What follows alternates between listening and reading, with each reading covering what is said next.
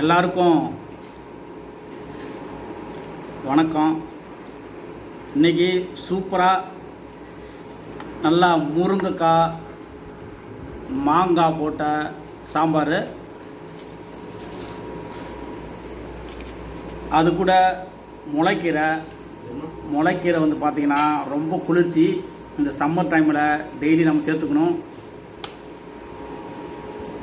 அதிக நார் சத்து நிறைந்த கீரை முளைக்கீரை, அது கூட நெய் அப்படியே மிக்ஸ் பண்ணி அப்படியே சாப்பிட வேண்டியதான்.